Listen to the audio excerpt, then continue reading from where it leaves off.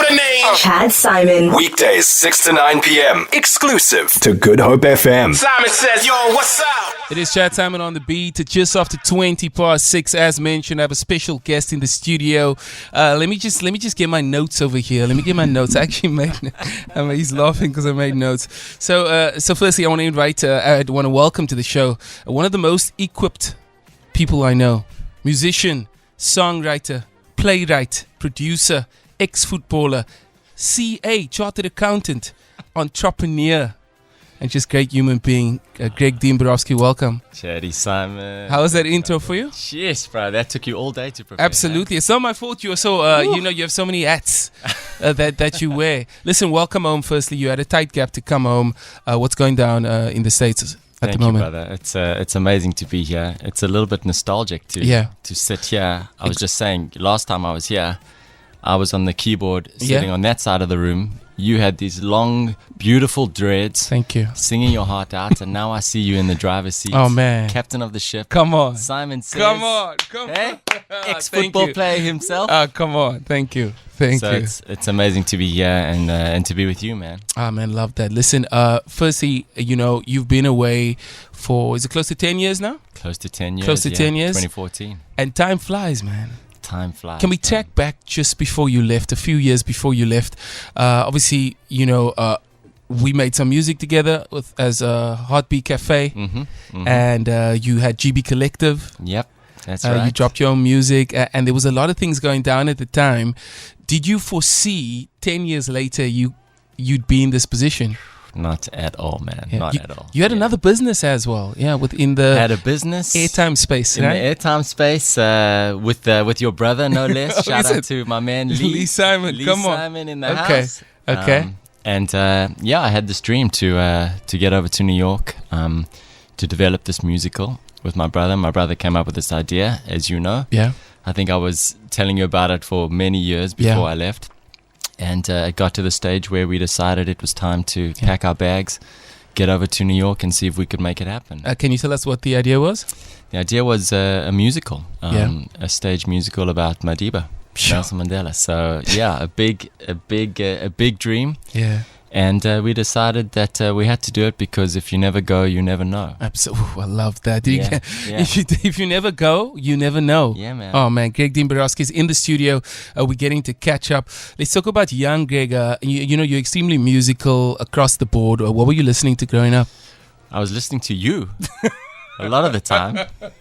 Listen, very inspired. 20s don't count as a growing up. I mean, I was into the soul R&B stuff, D'Angelo, Music Soul Child, all of that stuff. Come on. But, I was also in South Africa. Yeah. What I miss so much about making music here is the diversity and just the soul that is spread across everything. I was working with all the artists, Gabomo, and, all of them, Notende, and Kino Lee, Lloyd Jansen. Yes, come on. Clint Brink. Come on. It was amazing to just get all of those styles mixed into one and to take that with me to New York. Incredible, man. We're going to talk about the Mandela Musical a bit later, but I think let's step into one of the songs that we were talking about earlier. I want you to have a listen to this. I'm going to play this one. It's a song I think we did about over 10 years ago. It's called Perfect View. I still perform it.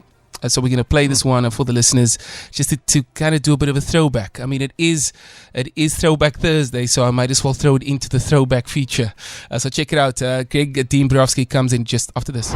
Dean Borowski, listen, man. Perfect View. Memories, bro. Memories, man. Memories. We were just saying we're still waiting for the right time to release the music video of that song. We shot one. We've got one in the bank. 13 years ago, 13 years ago, yeah. No, 11. 11 years right. ago, 11 years ago. Time flies when you're having a good time. We made quite a few records together. Another one being a song called That Would Be All, that I actually then, it was just a beautiful love song, and I actually got to perform that song at a few weddings. People would say, Chad, can you sing the song that you and Greg wrote at our wedding? And I would sing it as people were walking down the aisle, and they would cry, and I would want to cry, and at that point my brother would have a giggle when he managed me. Your brother was already crying. Yeah, he was already crying. Listen, on the note of That Would Be All, have a listen to this. Hi, good evening, Chad and Greg. So let's talk about the first time I heard That Would Be All. A It was a Friday afternoon in February 2012. The sun was blazing. I was on my way to the West Coast, broken-hearted girly, and we put the radio on. Hearty's on, Chad's on. I was like, yes, love that for me. What do you mean he's coming out with a new song? And I didn't know what I was expecting. And all of a sudden, this instrumentals come out of nowhere. I was like, wait, what's happening? And I was so blown away. At that moment, I remember everything stood still, but everything was also going so fast at the same time. And I was so blown away by the message of the song, how it made me feel. And I was just like, if love doesn't feel like the song is making me feel, then I don't want it. So I'll never forget how I felt that moment on that day. And I felt like you guys were singing it just for me. And yeah, I'll never forget it. Thank you for what a privilege to be in that moment with you guys. And thank you for sharing your talent with me. Like, I'll never forget it. Oh, man. Lee Williams, thank you. Wow. Yeah. Yeah, I don't know what to say. You're getting us to choke up? Yeah, I don't know what to say. Music touches people, and as songwriters, you have this opportunity to be able to share not just your melody but your message, man. Yeah, that's the gift. And you've been doing that. You've been doing that for a long time. In fact, you've been Grammy nominated about 2 years ago. Something like that. Yeah. Tell us about that, man. Congratulations. Firstly, let's get some applause. Come on. Come on. Yeah, everybody's clapping for you. They're all outside over here.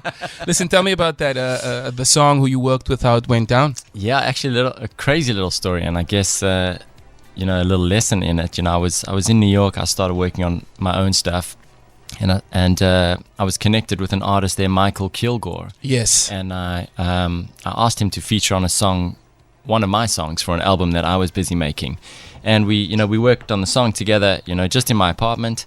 And towards the end of the session, he just so happened to say, he was working on his own project. Okay. And would I mind, just dabbling a little bit on the keys for an idea that he had. And we started, and it was literally towards the end of our session. Yeah.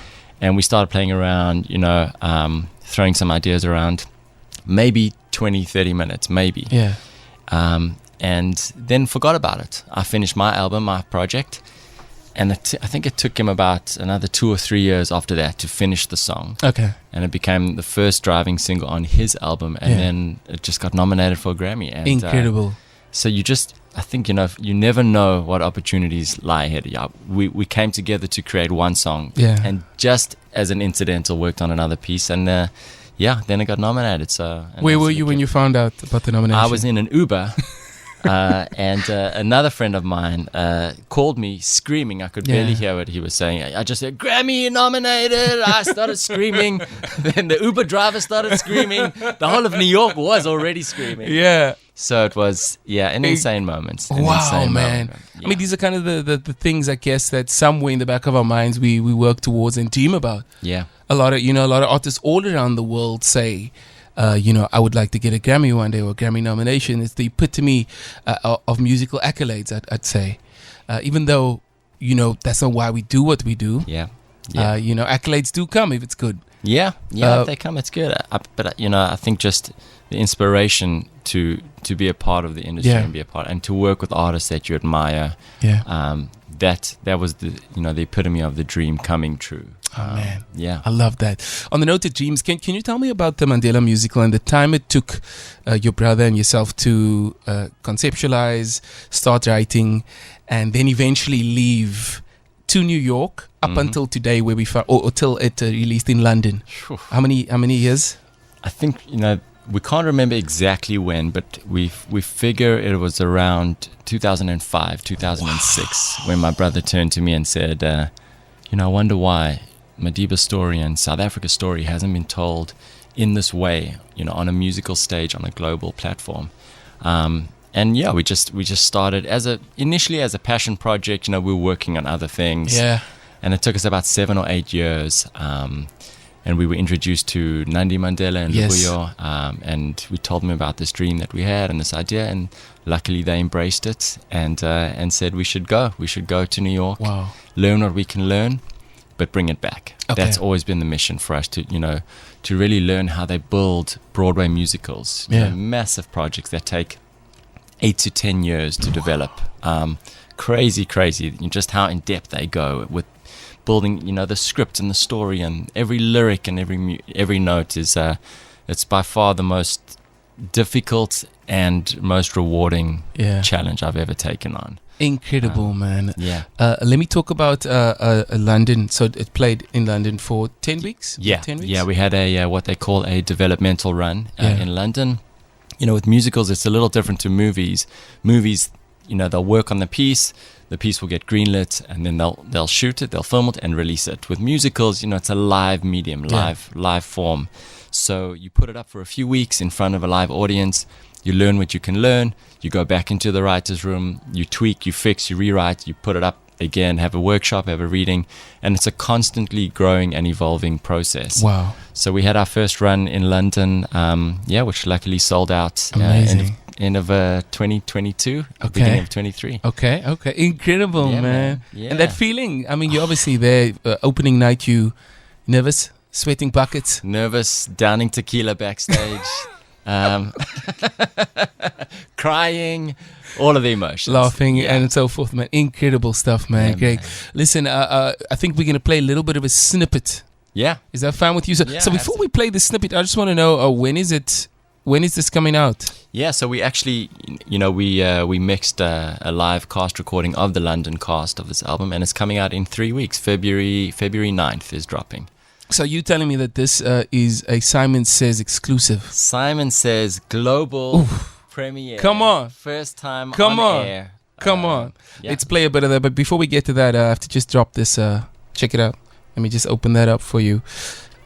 Mm-hmm. This is a Simon Says exclusive.